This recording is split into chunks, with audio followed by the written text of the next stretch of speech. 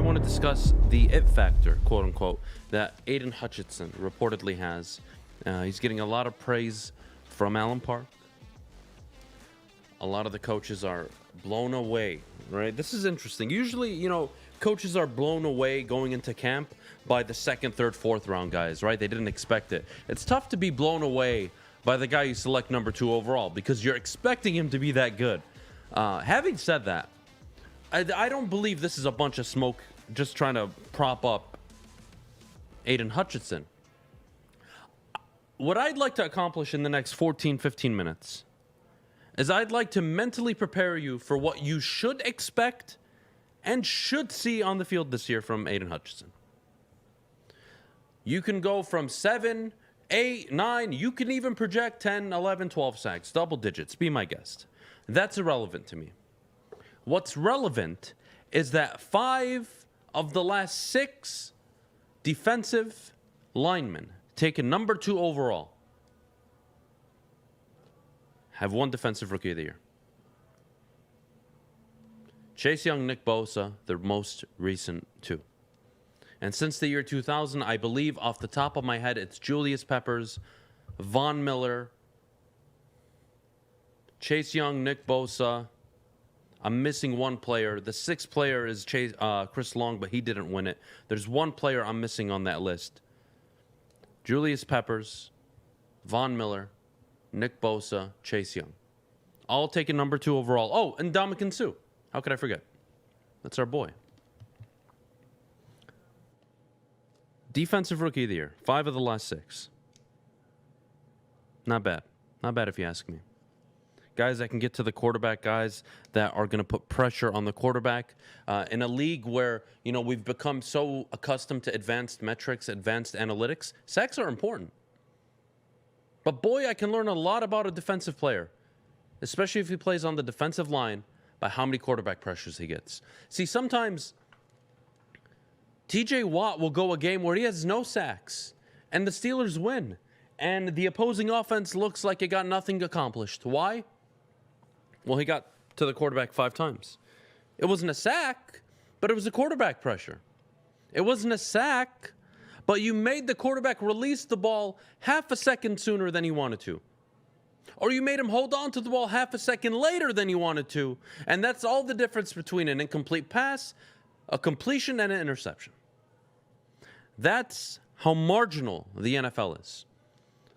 So Aiden Hutchinson, year 1, if he gets you 7 sacks, he can still win Defensive Rookie of the Year. He can still be impactful.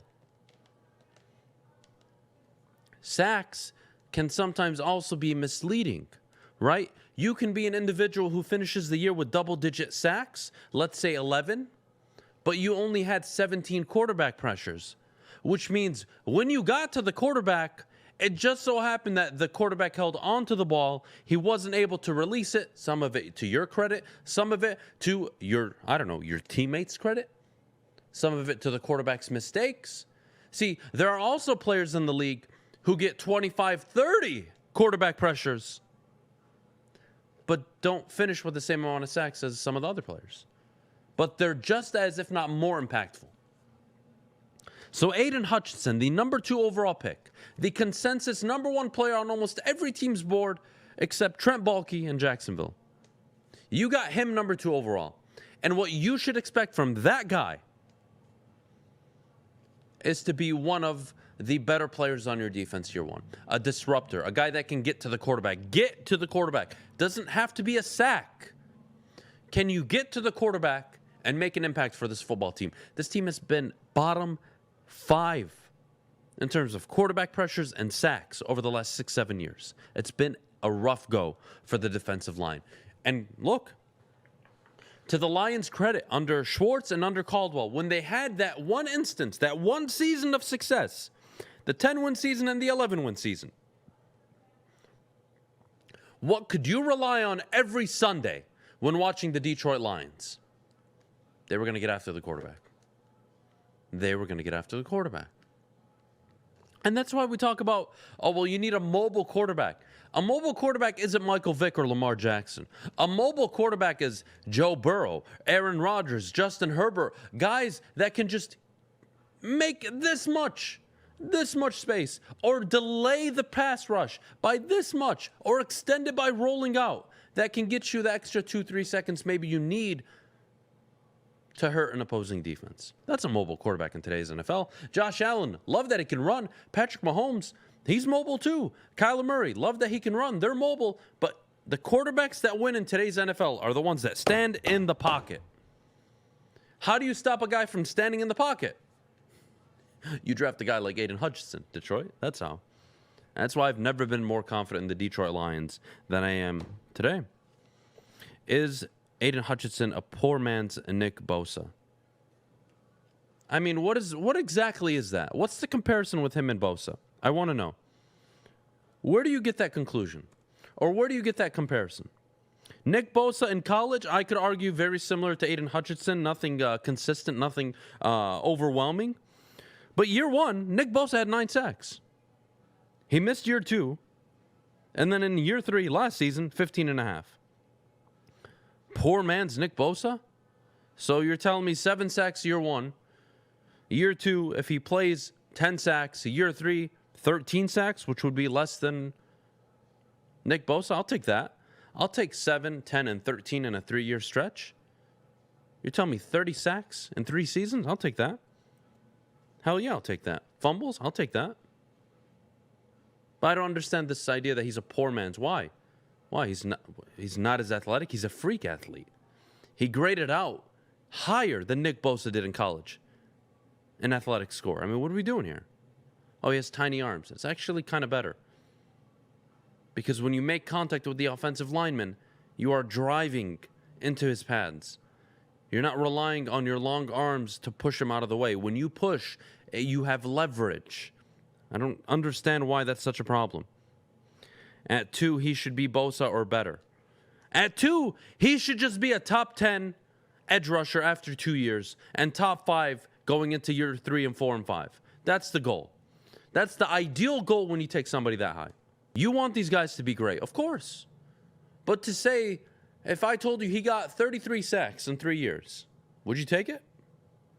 I think you would. He's on pace to have over 140 sacks in his career. Come on. And he's not even in his prime. So, yeah, I mean, look, at the end of the day, if you want to use TJ Watt as an example, but he was selected 30th overall. So it's complicated because expectations are different. But TJ Watt, year 1, 7 sacks. Year 2, took the next step. Boom, 13 sacks. Year 3, boom, 14 sacks. Year 5, boom, 15 sacks. Year 6, 22 Defensive Player of the Year. I don't need a Pro Bowl. I don't need an all-rookie team. I don't need any... Well, no, who cares about the rookie team? But the point is, I don't need any of that year 1 from Hutchinson. I just need him to be healthy and to be a menace. And if he finishes with 7 sacks, so be it. But damn, be very clear. Year 2, I'm walking in with the expectation. Hey, Hutch. 12 sacks this year, bud. 11, 12 sacks, minimum. Let's go. That's what you got to be at if you want to be great. Now, he could be at 10, and the world wouldn't end, and you could expect 14, 15 his third year. Sure. Quarterback pressures. Don't just look at sacks with Hutchinson. Quarterback pressures. Are you getting to the quarterback? I can rely on Aiden Hutchinson to be on the field. I can rely on him to generate pressure. I can rely on him to be a part of the run-stopping scheme. I can rely on Aiden Hutchinson. That's why I think by the end of the year, he'll be a team captain going into next year. So I'm feeling very, very good about the direction not only the Lions are going in, but where their defensive line is going. That's also very important. So my question to you, and to all of you at home, so Maddie, feel free to answer. Is it fair to put 9, 10 sack expectations on Aiden Hutchinson year 1? I would like to see it. I mean, I don't want to have too high of expectations for him, but I also do because we picked him. I don't know. It's like, I don't know. I feel you. That's fine. I got you. Don't worry. But would I like to see it? Yes. Do I think those expectations should be there based on where we picked him? Yes. Yeah, Fair enough. That's what I got. And I don't mind the people that are coming out and saying, I think he's going to get 12 sacks. All right, good for you. That is That's that is cute. on the extreme side of optimism, and I hope you're right. I would be happy with 7. Yeah, I think 7 could be the floor. 8's fine. 9's fine. Like, at the end of the day, all you want is by year 3 to for Aiden Hutchinson to be one of the best pass rushers in the NFL. That's all you care about. You don't care just about year 1. It's not about, Adam, he only got 7 sacks. He's a bust. That's not how this game works. If I told you, no matter what happens in year 1 and year 2, by the end of year 3, he would be regarded as one of the best edge rushers in the NFL, would you be happy? Yes, you would. So how about we take a little bit of a step back? Watch his game progress. Would you like to see immediate impact on the field? Absolutely. Duh. I picked you number 2 overall. You better. You better show up. You better give me Nick Bosa numbers. You better give me Chase Young numbers year 1. You better give me TJ Watt numbers year 1. Which isn't asking for much because it varies from 7 to 9.5 sacks. Michigan football. They won their first Big Ten title last season since 2004. Great accomplishment. They had 3 first-round picks, I believe. Dax Hill, Aiden Hutchinson, David Ajabo. Correct me if I'm wrong, but I believe so.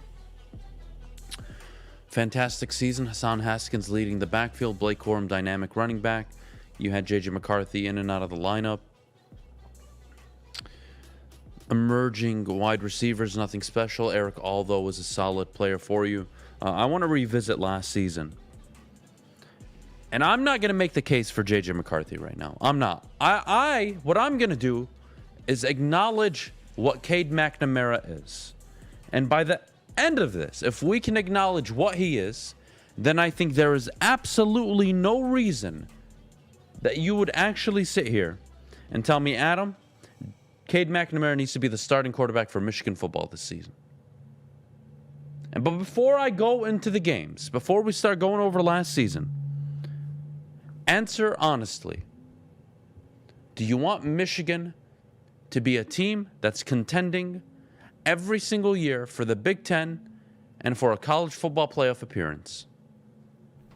That's what they should be. Or do you want to be what you've been outside of last year for the prior 17 years? Now, the easy answer is we want Michigan to be a Big Ten contender every single season, of course. Yes, you're going to have some down years, but you're winning the Big Ten every 2, 3 years. That's the expectation. Can you put together a run like Ohio State? Maybe. Maybe. You got to recruit better. Ohio State just recruited the number 2, number 3 wide receiver in the country. You think they want to come play with Cade McNamara as their quarterback? Or J.J. McCarthy? There are recruiting implementations also in this decision. But before we get to all that, let's start with the games. They smoke Western Michigan 47-14 to start the year. Cade McNamara, 9 of 11, 136 yards, 2 touchdowns. Didn't Ronnie Bell get injured in that game? Yes. Yeah. Game manager. Against Washington, 31-10 victory, 7 of 15, 44 yards, 0 touchdowns, 0 interceptions. Win against Northern Illinois, 63-10, 8 of 11, 191 yards. They beat Rutgers 20-13, 9 of 16, 0 touchdowns, 0 interceptions. And then he has his first really impactful game. I'm going to give him credit. Wisconsin. 38-17. They beat Wisconsin 17-28, 200 yards, 2 touchdowns. Solid. In my opinion, his best game up until then, all season. Then he follows it up with the Nebraska performance. Oh, wait. 22 of 38, 255, 0 touchdowns, 1 interception. But Michigan scored 38 points without their quarterback throwing a single touchdown. Isn't that funny? How does that make any sense? Then they beat Northwestern 33-7. He doesn't need to do much. 20 of 27. But he's 20 of 27 and he only threw for 129 yards. So far, the first 7 games of the year, what I see is a limited game managing quarterback. Does anybody in the chat disagree so far? We're 7 games in. Does anybody disagree that he is an average game managing quarterback? Nothing special. 7 games into last season. Cool. I'm glad we acknowledge. The Michigan State game, he has a fantastic first half. I could argue first 2.5, maybe even first 3 quarters. And then in the fourth quarter, he can't complete a single pass. He looks awful. He overthrows his wide receivers on 3 separate occasions, one of which would have resulted in a clear touchdown. That would have been a clear touchdown. The guy had 7 yards of separation. Michigan was near, I believe, the Michigan State 22-yard line. That was an easy touchdown, and he missed it. And they lose that game because of Kenneth Walker. Fine. But he does throw for 383 yards. His first big game, and they lose it. What do you know? He follows up with a win against Indiana, 10 of 18. He follows up with a Penn State win, 19 of 29. 21 of 28 against Maryland. And it's funny, all his touchdown passes, a majority of them, and when I say a majority, I mean more than half, came in the 3-game stretch against Indiana, Penn State, and Maryland. 9 of his 15 touchdown passes came in 3 games. Isn't that funny? And then, of course, against Ohio State, he threw an early interception. I was at the game. Jim Harbaugh was livid. Everybody, including myself in the stands, were disgusted. That should have been 14-0 Michigan to start the game. But he throws an interception. Ohio State goes down and scores, and it becomes a grind for a majority of the game, and then the run game picks it up. But he finishes 13 of 19, 150 yards, and an interception, no touchdowns. Cade McNamara, in the 11 regular season games, 12, I believe. Correct me if I'm wrong. 3, 6, 9. The 12 regular season games, Cade McNamara threw 1 or fewer touchdown passes on 1, 2, 3, 4, 5, 6 occasions. Half of your games, your quarterback threw a touchdown or less. 5 of them, he had 0 touchdowns. 1 of them, he had 1. Yes, he only threw 6 interceptions all year. In the regular season, he only threw 3. Yes, game-managing quarterback. I'm glad we all agree. He's a game-managing quarterback. Cool. Get to the Iowa game. Doesn't need to do much then. Still throws an interception. 16 of 24, 169 yards. Again, his average yards attempt, low. His yards per completion, low. No big plays. And then, of course, against Georgia, you can say he got exposed. The truth is, he's not near that level. He should not be the starting quarterback in a college football playoff game. And if you don't want to admit that, be my guest. But I've heard Cade McNamara's comments going into the season. Well, I'm a Big Ten starting quarterback. Or, I'm a Big Ten winning starting quarterback. Really? Buddy, in half the regular season games, you didn't throw a touchdown. You kidding me? You threw an interception in the 3 games that you actually played a good team in. Nebraska, Michigan State, and Ohio State. And you threw an interception in every single one of them. And then you threw 1 against Iowa. And then you threw 2 against Georgia. And I'm not saying JJ would have won you the game against Georgia. No, Georgia had an all-time team. They were the better team. They were the more deserving team. But you tell me, Michigan, how you're going to build a national title winner. Can you recruit defensive players like Georgia? Can you, Michigan? No, you can't. Oh, interesting. So what's Alabama? What's Clemson? What now is USC doing? Oklahoma? Hell, even teams in the SEC, Florida.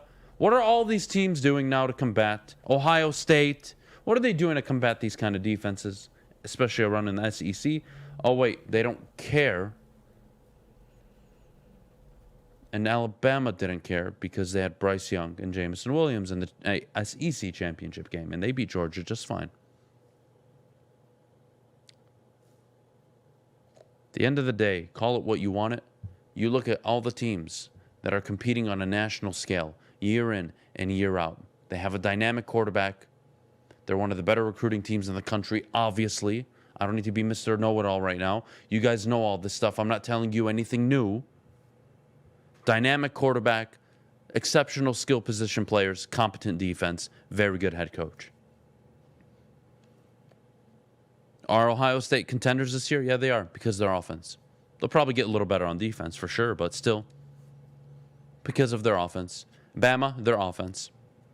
Nick Saban, when the greatest coach in college football is acknowledging, I can't win with just defense anymore. I need to now recruit Jalen Hurts. I need to now recruit Tua Tagovailoa. I need to now recruit Bryce Young. And what? Well, Adam, Georgia won a national championship with Stetson Bennett. Really, guys? Do you recruit like Georgia? Have you ever had that kind of defense? Have you ever had 11 players that could play in the NFL on the field at a single time on defense? I don't believe that to be the case. Lewis Sine, Nakobe Dean, all NFL talents. Jordan Davis. Come on, guys. Let's be a little bit realistic here. All right? I want nothing more than for Michigan to actually become legitimate national contenders. The way they do that is by sending the right message and playing the right way.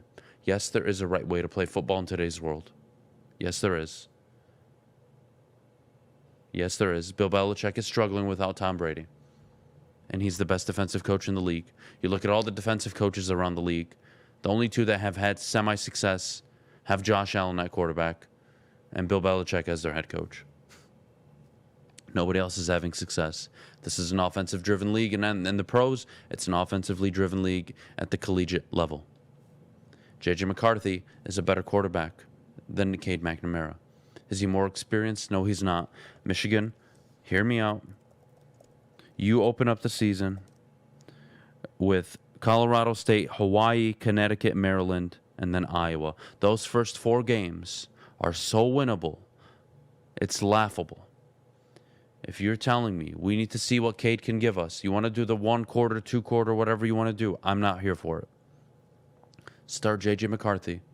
Not because Cade wasn't an average game managing quarterback last season. But please look at how you won those games. You won those games because of Aiden Hutchinson, David Ajabo in the defense, Dax Hill. You won those games because you had an outstanding defensive coordinator who is now back in the NFL, who you lost this year. How are you going to make all this up? With Cade throwing a 3-yard underneath route and hoping it goes to the house? Come on, guys. And you saw even against Western to start the year last year, before Ronnie even tore his ACL. Can Cade make the intermediate 12 to 17-yard throw? He can't consistently. He can throw a nice underneath route, and occasionally he can throw a nice deep ball. Not reliable. J.J. McCarthy inserts right away, makes a few plays no one has seen at Michigan maybe since Denard Robinson. And we're sitting here talking about Cade McNamara. He's a starting quarterback, Big Ten winning champion. Love him as a quarterback. He beat Ohio State. He did not beat Ohio State. Aiden fucking Hutchinson beat Ohio State. Hassan fucking Haskins beat Ohio State. Not Cade McNamara. Let's just call it what it is. And please, relieve me of the stupidity that we have in this town. What are you going to do at quarterback this year? Are you going to play the 5-star recruit? The one that said he'd do anything for Michigan? The one that has said all the right things in the offseason? Who will be a full go in less than 2 weeks now?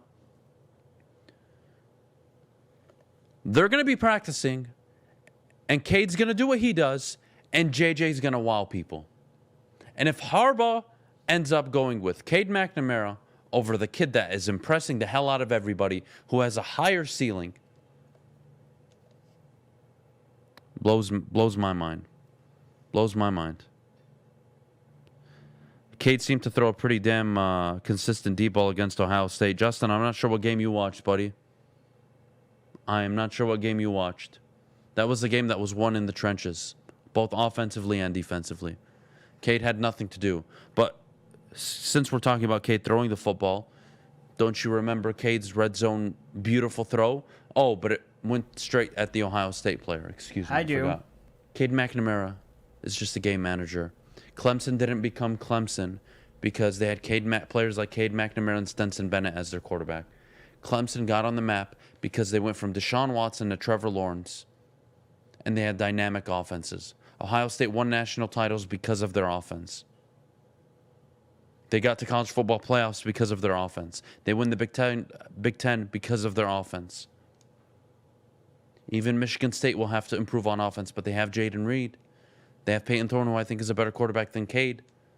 But you start JJ day one, you have the second best quarterback in the country. Or excuse me, in the Big Ten. CJ Stroud and JJ McCarthy. And who knows what JJ's ceiling is. And if, let's say, JJ goes out and you have a 10-win season, you're going into next season with national championship expectations. Because he's going to want to stay, because he's going to want to be a first-round pick, and he's going to want to prove himself, and he's going to want to get another year under his belt. And he knows that there's other recruits coming in, and that he can recruit more players to come and play for Michigan if he plays. 5-star recruits, notably. But if you don't, good luck. Good morning, everybody! Oh, shit! It was a great night last night, let me tell you. That's gonna smell in this studio today. We have to start with Troy Weaver. Good morning, Troy Weaver. I hope you're having a wonderful morning. You've been working your ass off for over 4 or 5 months, 6 months now. Hell, since you got to Detroit, buddy. Thank you, Troy.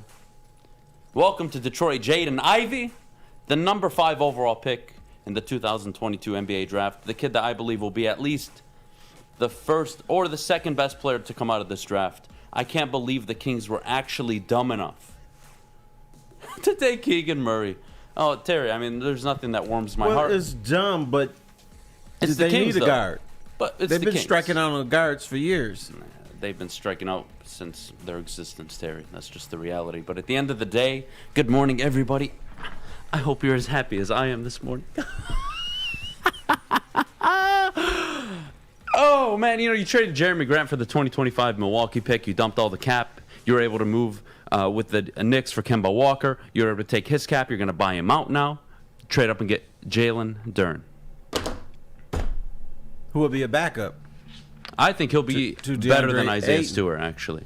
I think he's got more potential in his offensive game. I know they compared him to Bam Adebayo. I like the Robert Williams comparison more, at least defensively. But I think he has more upside than Robert Williams. It is a great morning here in Detroit.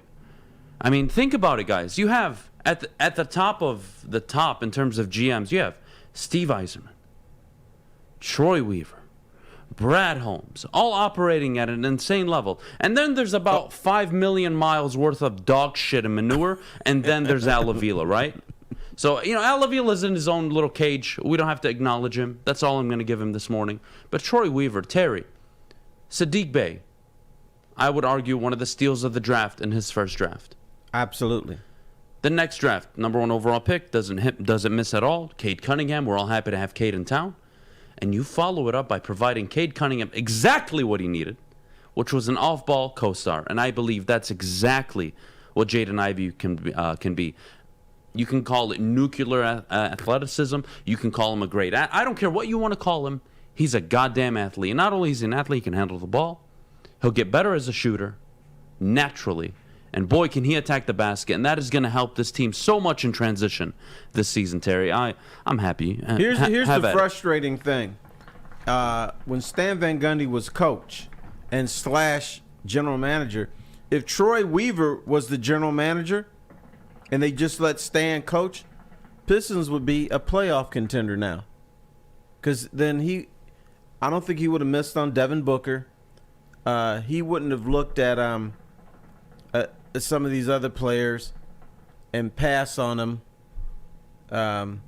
He would have had 3 more years to work his magic. Now, every time there's a draft or a free agent period, this man does things that A, you never thought he would do, B, would never be able to pull off. He's creative, and that's important. And you messed me up because I had a question for you. Here in Detroit, we have 3 very innovative, forward-thinking general managers in this town. Who's the 4th? That's a good question. This should be a layup for you. Are you serious? Mm-hmm. I'm not going to acknowledge that question. Come on, dude. That fat bum, I'm not going to acknowledge him. Okay, that's the answer. The fat bum is the. You can call him I mean, the team. You have to remember, everybody around Major League Baseball absolutely loves Al Avila because they know they can just fleece him every time they trade. And I'm sorry, Troy Weaver. You need to be fortunate sometimes. Penei Sewell, I brought this argument up 3-4 weeks ago. Penei Sewell doesn't typically fall to 7 in a standard NFL draft. That doesn't happen. He goes top 3 most years. You need to be fortunate. You have to be fortunate to land an Amon-Ra St. Brown in the 4th round. That's fortunate. And also good scouting and great work by everybody in the front office over at the Detroit Lions. Great job. You need to be fortunate to the balls just land your way and you get Cade Cunningham number 1 overall. You need to be fortunate that nobody sees the talent that you see in Sadiq Bey. You need to be fortunate that the Kings were picking ahead of you this year so that you can land Jaden Ivey. I absolutely cannot. If it had been anybody else, Jaden Ivey wouldn't be here. Jaden Ivey's not there. If Indiana, any of those teams, 6 through 10 are picking at 4, they all go for Jaden Ivey. The Knicks, they were crying last night. Oh, my God. Did you see Spike Lee? I saw that. Oh, no. They took Jaden Ivey. Don't worry, Jaden. We're going to trade for you. Shut the fuck up, Spike Lee. Go fuck yourself. He's coming to Detroit, buddy. Spike Lee was trying to make another movie, Do the Right Thing, and come to New York. But that wasn't working. But, the Knicks, man, to their credit, we talked about them being a bad organization. But they did everything they could to get Jaden Ivey, even after the Pistons picked him. So if the Knicks got their way, the Pistons wouldn't have Jaden Ivey. They'd have the center from Memphis, and that's it. And that's it. So Troy Weaver's like, the hell with that. We're going to get them both. Damn right. And we're not giving you a damn thing. And look, they don't both need to hit. You can miss on players. I am not talking about, they're both hits. The Hall of Famer. No. That's not the point this morning, Terry. The point is you have a GM that is confident enough to make moves that don't hurt your franchise. It hurts the Knicks. It hurts Charlotte. Charlotte should go back to being the Bobcats. Michael Jordan, I absolutely love you. You are the greatest basketball player of all time. You will have to be one of the worst owners in all of the NBA. I mean, you're putting up competition with Dolan out in New York. Did you hear what Michael Jordan said? I did not. When this is back in the day. Oh, excuse me. When he traded, when he got Jerry Stackhouse and the Pistons traded for Rip Hamilton. What is that? What? Lord have mercy. Here, I'll give him some history later. You've never experienced this, Adam. No, I haven't. I have not. No, but when the Pistons and the Bobcats traded Jerry Stackhouse for Rip Hamilton, you know what Michael Jordan told his boys? He said, I like Joe Dumars, but I just fleeced him. Psych! Oh, man, I'm enjoying myself this morning. Jaden Ivey, number 5 overall. They trade up. They get Duren at 13. It was a great haul. And you know what's funny? I know it's easy to say this after the draft. But let's be honest. Ivey wasn't there. The rumors and the reports and the discussion in the building was that they were willing they were willing to make a pick at 5 that would have been for Jalen Duren. That's something. Right. So the guy you thought, worst case scenario, we're just going to take our guy. We don't want to chance it. We're going to grab him at 5. You ended up getting at 13. Meanwhile, you got the best player that could have been available to you, Detroit. Again, we need to do a round of applause this morning. Round of applause for Troy Weaver. Troy Weaver and the Detroit Pistons. God bless you guys. I mean, that is how you operate in the draft. And look, again, you're going to make mistakes as a GM. But you don't make mistakes for 8 straight years like some fat fuck out in Comerica Park who shares an office with the janitor because that's how stupid he is. He does not have his own office. I know. When he told me that, I was pretty happy. I think we should call Troy Weaver Houdini. I know some people want to call him the Dream Weaver. But like you said, he makes magic happen. Damn right he makes magic happen. That's my guy. Troy Weaver, I love you. We gotta get Troy in the show next week. We're gonna make that happen. My God, Troy, you beautiful thing. Hey, there's someone on the network that knows how to get Troy Weaver. Yeah, I already made the contact last night. Don't worry. Good. Don't worry. We're gonna make that happen. Oh, did you? Oh yeah. That might not have been a smart move by you last night. Well, we're not talking about what I did last night. So this is about what the Pistons did last night, and they absolutely Crushed. home run A++ draft. And again, Brad Holmes just did this not too long ago. April 28th was the NFL draft. You didn't think you'd get Aiden Hutchinson. You did. You couldn't believe you traded up 20 spots in the NFL draft to get Jamison Williams for basically swap picks and a third-round pick. And you did. But didn't the Pistons and the Lions pretty much do the same thing? A, they got a guy that you didn't expect to be there, or somebody had to screw up for him to be there. That's A. B, you had to do some creative, wacky stuff to get what might be very key piece for your team. So the Lions did it, and so the Pistons came around and did the same thing. Damn right they did. Terry's so concerned looking at you. It's hilarious.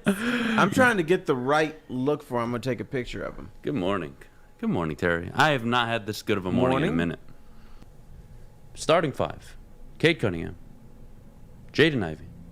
Sadiq Bey. Forget 4 in the 5. Whether it's Bagley, Ayton, Duran. Forget it for a minute. What's going to be... You've got 3 dynamic basketball players. One, I could argue, in the future will be regarded as one of the most selfless superstars. Like we mentioned Duncan, like we mentioned Curry. I believe Cade Cunningham has that type of mindset. You have Sadiq Bey, who's proven when Jeremy Grant was off the court last year, was a certified bucket. And then you have Jaden Ivey, who I believe, again, will be the second, best case scenario, the best player to come out of this draft. Hyper athletic. He will develop as a shooter. He's not a poor shooter like everybody wants to make him out to be. The Kings are going to regret it. And I promise you, either Orlando or Oklahoma City are going to regret it. Houston's very happy this morning, as they should. Jabari Smith to fall to number 3. Look, I don't know how you guys feel. I'm big on, what does your interview look like? What does your post-draft interview look like? And when you sit there and show the raw emotion that Jaden Ivey showed, yes, I'm sure it all tugged a little bit at the heart, but that's a guy that wants it. That's a guy, I don't have to question what he's doing in the summer. That's a guy, him and Jabari Smith, I think, are the 2 most mature prospects to come out in the top 5 this year. Chet needs a minute. Paolo, I'm really not sure with Paolo. Number 1 overall pick, wasn't expecting that. But Detroit, to get Jaden Ivey at 5, we all wished it. We all tried to speak it into existence. You just had a gut feeling it's probably not going to happen. There's no team stupid enough to let Ivy go past 4.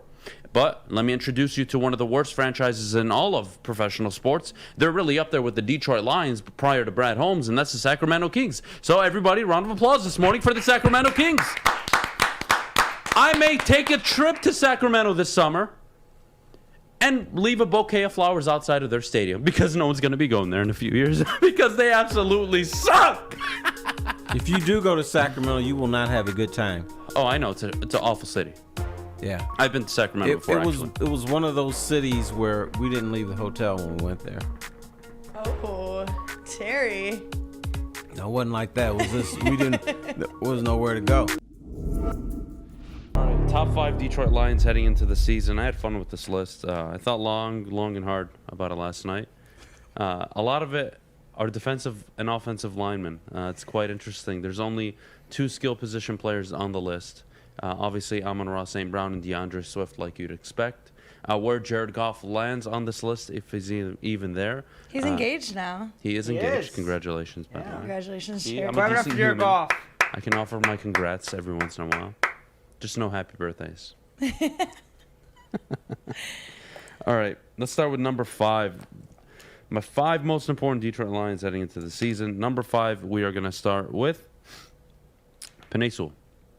Penei Sewell, I think by the end of the year, could be this team's best player. Penei Sewell, by the end of the year, I think would have likely made a considerable bid to be an all-pro tackle. I think he's going to take a hell of a leap forward as a player, as an individual, going into this season. This is year 2 for him. I think he's a gold jacket guy. I know Neil on Big D Energy loves to say that a ton. I do agree with him. I think he is absolutely a gold jacket type player. He's only getting stronger. He's only getting more experienced. And sometimes in life, guys, slower is smoother, smoother is faster, right? So you don't have to go 100%. You don't have to rely just on your strength, your raw natural ability. You can actually learn and understand the game and technique, and he will only get better with time. So I'm super, super excited for that. Number 4 on the list, a player that I would love to see be in the top 2, top 3 at the end of the year. I doubt it, and that's Jared Goff. Jared Goff is a top 5 player on this team. He's the quarterback.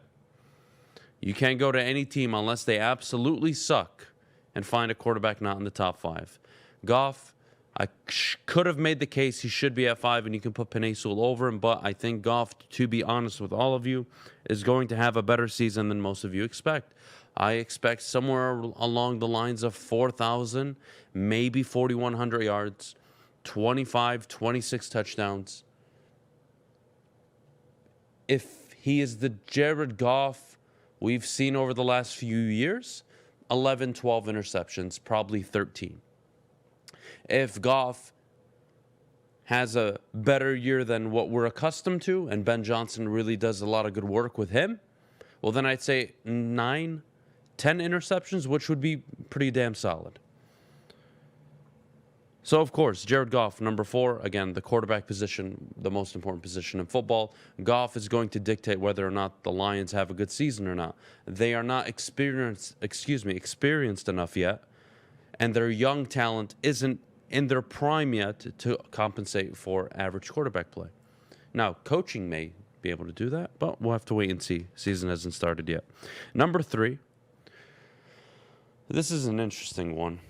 Again, their 5 best players, the most important players heading into the season. You're going to leave players you don't want to leave off, but you know what? Honest to God, Frank Ragnow, I think, is going to be very important this season. His health will matter. He's a top 3 center in the game. This is a top 3 offensive line in the game, and I think you're catching the trend here. The offensive line is the most important unit on this football team, and that unit, including Frank Ragnow, is going to be the unit that will dictate a lot of Jared Goff's success.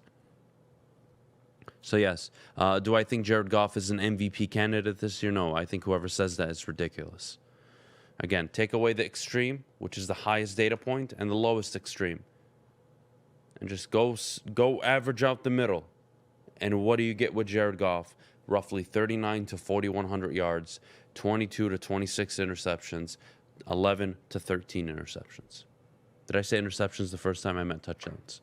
And then 11 to 13 interceptions, excuse me. Ragnow is going to be a big addition to this team, considering he was injured for a majority of last season. So the top 2, by the way, this was difficult because I think you all know who number 1 is. He was the most proven player last year. He produced at an elite level down the stretch. I'm not going to say his name. You already know who the hell I'm talking about. I really wanted to include Taylor Decker on this top 5, but I didn't want to have 3 offensive linemen on my list either.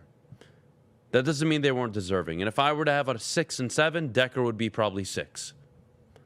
Having said that, I think the most important piece and a top 5 player heading into the season, and it's not just on skill or ability, it's also impact. How much impact can you make? And I really wanted to have this guy higher than 2, but he hasn't proven it yet, and that's DeAndre Swift. DeAndre Swift this season could very well lead the NFC in scrimmage yards. I know people make fun of Flannel Sam all the time. I agree with him. What's your leading rusher in the NFC going to be? 1,100? 1220? Maybe 1250? DeAndre Swift should be able to run for over 1,000 yards if he's healthy the whole season. And when I say should, I mean he better damn with that offensive line. And then, of course, he's a threat out of the backfield catching the ball. So, yes, DeAndre Swift, I think the second most important player on this Detroit Lions team going into the season. Me, personally, it's tough for me not to have a quarterback in my top 2 for any team, But with this team, it's such a different situation, right? Josh Allen, obviously number one on the Buffalo Bills. Herbert won on the Chargers. Burrow won on the Bengals. Mahomes won on the Chiefs. You go to a team like Miami, for example. Well, probably Tyreek Hill. And then Tua. So even then, an average quarterback is making your top two there. Not the case in Detroit. I think the offensive linemen are so important. We've already gone over Jared Goff. Now DeAndre Swift, who's going to be an X-factor impact player this year. Or, excuse me, he has the potential to be. I think he must if the Lions want to find success this season. He's your second most important player. And then, of course, I think the easy decision. The easy decision is, call it what it is, Amon-Ra St. Brown is the best and most proven skill position player on this team. Notice TJ Hawkinson's not on this list. Notice Taylor Decker is not on this list. Aiden Hutchinson, even though he's a rookie, is not on this list. None of your pass rushers, nobody on the defensive side of the ball. Your team is built on offense. You have a top 3 offensive line, Detroit. You have a deep backfield that will serve you very well over the course of a season. You have a quarterback who, let's just call it what it is. Sean McVay did lose faith and trust with Jared Goff. Not all of Jared Goff's problems. And I'm not going to sit here and sympathize and defend Jared Goff because the Rams made the absolute correct decision by trading for Matthew Stafford. They just won a Super Bowl. They reached a level they believed they could not reach with Jared Goff. What's the problem here? No problem. That does not mean Jared Goff doesn't belong in the NFL. Now, does he belong to the bottom tier quarterbacks or mid-tier? I believe he's a mid-tier quarterback. I do think he's better than average. I think in a good game, he can put up numbers that you see from some of the top 8, top 10 quarterbacks. But I don't think he's that consistently over a whole course of a season. But this guy is going to be the reason why. Amon-Ra St. Brown, I believe, should lead the team in targets.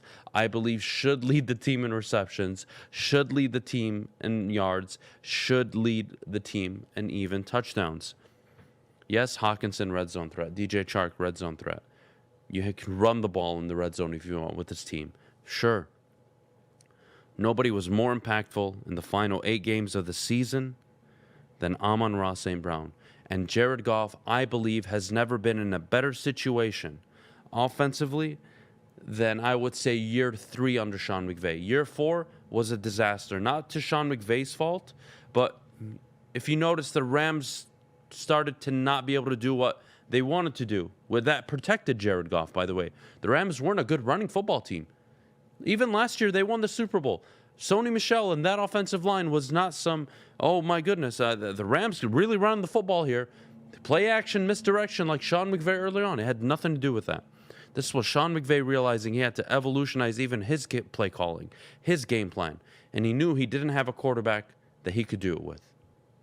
That's no problem. That doesn't mean you can't win games with Jared Goff. That doesn't mean Jared Goff won't be a fantastic quarterback for you this year.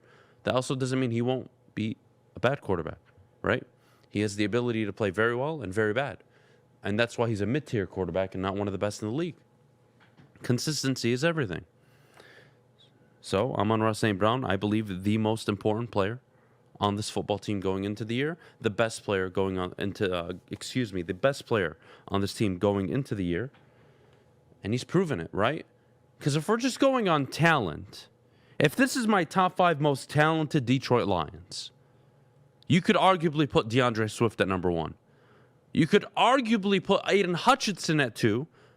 Or actually, ooh, that's a tricky one now. So if we did top 5 most talented, we're looking at Sewell 1, Swift 2, Hutchinson 3, St. Brown 4.